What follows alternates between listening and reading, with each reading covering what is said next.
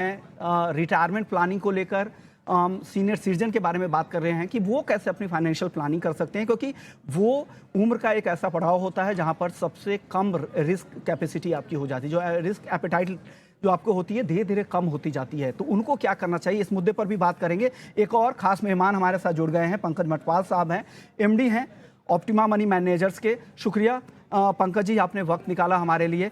तो चलिए शुरुआत कर लेते हैं सीनियर सिटीजन को लेकर। उससे पहले आप लोगों के पास आएंगे, उससे पहले एक छोटा सा ब्रेक ले लेते हैं। ब्रेक के बाद जब लौटेंगे तो अब इस सेगमेंट पर खास चर्चा करेंगे वाले हम सीनियर सिटीजन की इन्वेस्टमेंट प्लानिंग को लेकर। और हमारे साथ दोनों मेहमान बने हुए हैं। हमारे साथ आदित्य शाह भी हैं और साथ ही पंकज मटवाल साहब भी हैं। पंकज जी, सबसे पहला सवाल आपसे ही होगा। सीनियर सिटीजन के बारे में हम बात कर रहे हैं। जब भी सीनियर सिटीजन की बात आती है तो मुझे लगता है बहुत सूझबूझ के साथ और बहुत ही सावधानी के साथ हमें फाइनेंशियल प्लानिंग उनकी करनी चाहिए। एक बहुत ही पुराना फॉर्मूला है, जो भी आपकी एज है उससे 100 से आप कम कर दीजिए, उतना ही % आपको इक्विटी में यानी रिस्की एसेट्स में पैसा रखना है। आपका फॉर्मूला क्या कहता है सीनियर सिटीजन के लिए? किस तरह से डाइवर्सिफाई करेंगे पूरे पोर्टफोलियो को, पंकज जी? देखिए विष्णु जी, ऐसा है कि इन जनरल ये एक थंब रूल है जो आपने कहा कि 100 माइनस एज कीजिए और उतना आपको इक्विटी में एलोकेशन रखना चाहिए। लेकिन ये बात सबके लिए फिट नहीं होती है। वजह यह है कि आपका इन्वेस्टमेंट होराइजन कैसा है, कितने समय के लिए आपको इन्वेस्ट करना है, आपका रिस्क एपेटाइट क्या है और ऑब्जेक्टिव ऑफ इन्वेस्टमेंट क्या है। ये बहुत ही महत्वपूर्ण हो जाता है, क्योंकि ऐसा कहना कि जो 60 इयर्स ओल्ड व्यक्ति है सभी को 40% इक्विटी में निवेश करना चाहिए, मेरे हिसाब से ये सुटेबल नहीं होगा। तो आपको इसके साथ साथ ये भी देखना चाहिए कि आपका रिस्क एपेटाइट क्या है, कितने समय के लिए आप निवेश करना चाहते हैं। लेकिन एक बात तय है कि आपके पोर्टफोलियो में एसेट एलोकेशन बहुत जरूरी है। यदि आप सिर्फ ये सोचेंगे कि जो फिक्स्ड इनकम इंस्ट्रूमेंट्स हैं या जो ऐसी स्कीम्स हैं जहां पर सिर्फ गारंटीड रिटर्न्स मिलते हैं, तो शायद आपको रिटर्न्स उतने नहीं मिल पाएंगे कि इन्फ्लेशन को वो रिटर्न्स बीट कर पाए। तो इक्विटी का एलोकेशन आपके पोर्टफोलियो में बहुत जरूरी है और साथ ही जो दूसरे एसेट क्लासेस भी हैं वो भी होने चाहिए, लेकिन उनका जो अनुपात है वो काफी हद तक निर्भर करेगा इंडिविजुअल की जरूरत पर और उनके प्रोफाइल के हिसाब से। इंडिविजुअल की ज़रूरत, आपकी प्रोफाइल क्या है, आपकी रिस्क एपेटाइट कितनी है और आप आपने पहले से कितनी प्लानिंग कर रखी है और आपके पास वक्त कितना है, ये तमाम ऐसे फैक्टर्स होंगे जो आपको खुद भी डिसाइड करना पड़ेगा और आपके जो फाइनेंशियल प्लानर होंगे उनके साथ भी डिसाइड करना पड़ेगा। आदित्य, आप नई सोच रखते हैं? आपको क्या लग रहा है किस तरह से प्लानिंग करनी चाहिए जो सीनियर सिटीजन है, अगर वो फाइनेंशियल प्लानिंग करना चाह रहा है आदित्य, तो आपका फॉर्मूला क्या कहता है? देखिए, पंकज सर ने बहुत सोची समझी बात कही है। जब आप उम्र में ज़्यादा हो जाते हैं तो आप रिटायरमेंट की तरफ बढ़ते हैं, और रिटायरमेंट की तरफ बढ़ते हैं तो आपके 2 मेन गोल्स होते हैं। सबसे पहली बात होती है जो पैसा आपके पास है उसको प्रोटेक्ट करना, और दूसरी बात ये होती है कि एक स्टेबल इनकम फ्लो को क्रिएट करना जिससे आपका साल दर साल, महीने दर महीने खर्चा चलता रहे। तो इन दोनों गोल्स को सबसे पहले नंबर 1 और नंबर 2 पे रखना है, और तीसरा गोल फिर ये रहता है कि आपका कैपिटल थोड़ा एप्रिशिएट हो जाए तो अच्छी बात है। तो इन तीनों गोल को ध्यान रखते हुए एक अच्छा एसेट एलोकेशन तैयार करना चाहिए।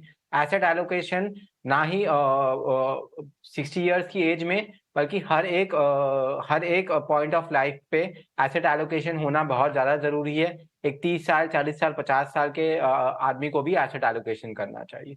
तो इन 3 इंपॉर्टेंट गोल्स को ध्यान में रखते हुए एक एसेट एलोकेशन को तैयार रखना चाहिए, और ध्यान रखना चाहिए कि लिक्विडिटी एक बहुत इंपॉर्टेंट चीज है, और प्रोटेक्शन ऑफ कैपिटल जब आपकी उम्र 60-70 साल हो जाती है तब वो सबसे बड़े गोल्स होते हैं, क्योंकि आपके सामने 10, 15, 20 साल की लाइफ पड़ी होती है जहाँ पे आपको एक पेंशन टाइप एन्युटी क्रिएट करनी होती है जिससे आपका गुजारा चल सके।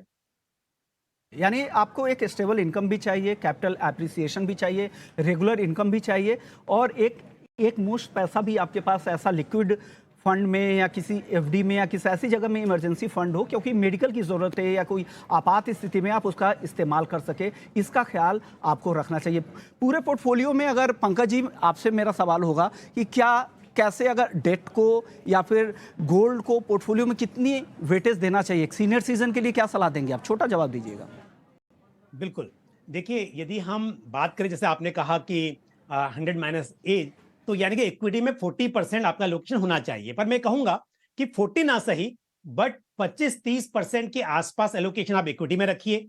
बाकी जो है 60-70% तक आप डेट में रख सकते हैं, और 0 to 10% एलोकेशन, हालांकि यंग एज में हम कहते हैं कि अराउंड 10-15 होना चाहिए गोल्ड में, लेकिन ओल्ड एज की बात करें तो उस वक्त तक हो सकता है कि आपके पास ऑलरेडी किसी ना किसी फॉर्म में गोल्ड हो, तो 0 to 10% फिर भी आप एलोकेशन गोल्ड में कर सकते हैं। तो इस तरह से आपको ज्यादा एलोकेशन डेट में, थोड़ा इक्विटी में और थोड़ा बहुत गोल्ड में रखना चाहिए। आदित्य, अब आपसे मेरा सवाल होगा, आपसे मेरा सवाल ये होगा कि क्या कुछ कैश भी अपने पास हमेशा रखना चाहिए? आजकल तो एफडी भी काफ़ी लिक्विड होती हैं, ऑनलाइन बैंकिंग अब यूज करते हैं, तो चुटकी में कभी भी आप उसे कन्वर्ट कर सकते हैं, उसे कैश समझ के एफडी में डाल दे, वो ज़्यादा बेहतर है? आदित्य, देखिए कुछ लिक्विड प्रोडक्ट्स रहेंगे, जैसे फिक्स्ड डिपॉजिट है या डेट म्यूचुअल फंड है, जहां पे आप एक ही दिन के नोटिस पे पैसों को विड्रॉ कर सकते हैं, तो वो एक कैश कंपोनेंट की तरह एक्ट कर सकता है। उसके अलावा आपके सारे पैसे इन्वेस्टेड होने चाहिए, for example debt mutual funds में या सीनियर सिटीजन सेविंग स्कीम में, ऐसी इत्यादि रिस्क बकेट बनानी चाहिए। कुछ लॉक्ड इन प्रोडक्ट्स होंगे, कुछ लॉक्ड इन प्रोडक्ट्स नहीं रहेंगे, और कुछ इक्विटी में भी पैसे जाएंगे। तो अगर आपको कैश की जरूरत है तो बैंक अकाउंट हो सकता है, फिक्स डिपॉजिट हो सकता है, या डेट म्यूचुअल फंड हो सकता है। ओके, डेट म्यूचुअल फंड या फिर आप बैंक अकाउंट में भी रख सकते हैं, क्योंकि आज ऑनलाइन बैंकिंग में वो कैश की तरह का ही होता है, कभी भी आप उसे तोड़े विद इन अ मिनट आप एफडी को अपने खाते में जमा करके कभी भी एटीएम से निकाल भी सकते हैं। तो ये बहुत बिल्कुल ही आसान है, ये सीनियर सिटीजन के लिए कुछ खास बात है। शुक्रिया आदित्य, आपने वक्त निकाला और हमारे एनआरआई के जो दर्शक है उनको और सीनियर सिटीजन को अपनी खास सलाह देने के लिए। लेकिन पंकज जी, आप बने रहिए, ब्रेक वक्त हो गया छोटे से ब्रेक का।